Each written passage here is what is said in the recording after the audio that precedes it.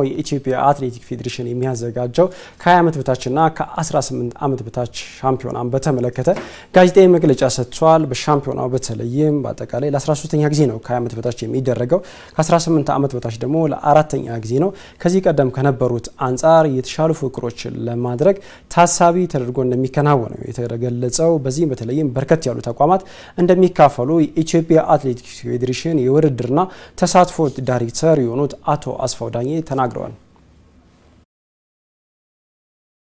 8 ክልሎችና 2 ከተማ አስተዳደሮች የሚካፈሉ ሲሆን 35 ክለቦችና ተቋማት በአጠቃላይ 45 ተቋማት የሚካፈሉበት ከ20 ዓመት በታች 359 ሴቶችና 453 ወንዶች በድምሩ 825 አትሌቶች ከ20 ዓመት በታች የሚሳተፉበት እንዲሁም ከ18 ዓመት በታች በሴቶች ወደ 178 የሚሆኑ እንዲሁም በወንዶች 192 የሚሆኑ በድምሩ 370 አትሌቶች በአጠቃላይ 1192 አትሌቶች የሚሳተፉበት ትልቅ ውድድር ነው። በማከላት እንደዚሁም በፕሮጀክቶች የሚገኙ አትሌቶች የስልጠና እድል እንዲያገኙ እንደዚሁም ውድድሮችን ከማስፋት አንፃር ትልቅ ዓላማ ያለው ይህ ውድድር ላይ ከዓለም አትሌቲክስ ጋር በቅንጅት በተለይም ከእድሜ ተገቢነት ጋር በተያያዙ ስራዎች እየተሰሩ እንዳለ ነው የፌዴሬሽኑ ፕሬዚዳንት የሆኑት ኮማንደር ስለሺ ስህን የተናገሩት።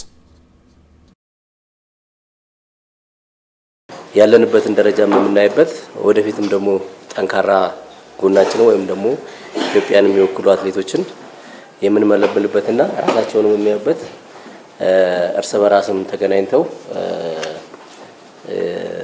ልምድም የሚለዋወጡበት ውድድር ነው። በፊት አንደኛ ለወጣ ሁለተኛ ለወጣ እንደ ክለብ ሽልማት የነበረው ወይም ደግሞ ዋንጫ የነበረው ስለነበረ ለዛም ሰብሎ ሊሆን ስለሚችል ተብሎ ያ ሽልማቶች የቀሩበት አንደኛ ይሄ ክልል ነው አንደኛ ይሄ ክለብ ነው የሚለው ነገር የሌለበት ሜዳሊያ ብቻ አትሌቱ በግል አግኝቶ የሚሄድበት እንዲሆን ተደርጓል እንደ ፌዴሬሽን ማለት ነው። ወርልድ አትሌቲክስ በሚፈቅድልን ህግ መሰረት መርጠን ለመሄድ ያው ዝግጅታችን በዛ ልክ ነው ማለት ነው። እንደዚህ አይነት ውድድሮች በተለይም ከሀገር ውስጥ ከሚደረጉ ፉክክሮች በተሻገረ መልኩ ሌላም የተሻገረ በተለይም አህጉር አቀፍ ውድድሮች ላይ ኢትዮጵያን የሚወክሉ አትሌቶችን የመምረጥም ዓላማ እንዳለው የፌዴሬሽኑ የኮሙኒኬሽን ከፍተኛ ባለሙያ የሆኑት አቶ ማሪ ነጋሽ ተናግረዋል። በናይጄሪያ አቡካታ የሚደረገው ከጁላይ 16 ከ2025 ሚኖር ውድድር እንዳለው ነው። እዛ ላይ የሚወዳደሩ አትሌቶችም ለመምረጥ ያለመ መሆኑ ተነስተዋል።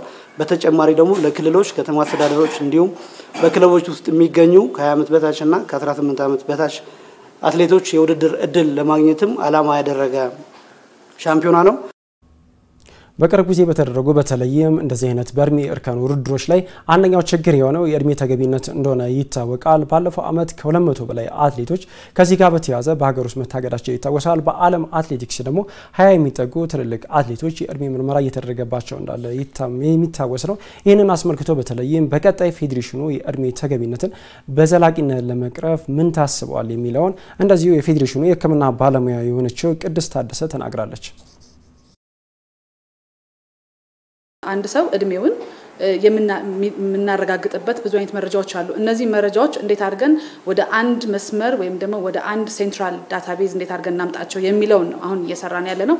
ከዚህ በፊት ይመስለኛል በደንብ በጠበቅነው መልክ ውጤታማ ያልሆንበት ምክንያት ምንድነው? የተለያዩ አይነት የማጣሪያ መንገዶች እንጠቀማለን፣ ግን እነዚህ ማጣሪያ መንገዶች በአንድ መስመር ወይም ደግሞ ኢንተግሬት አድርገናቸው አንድ ላይ አድርገናቸው የሰራንባቸው አልነበሩ።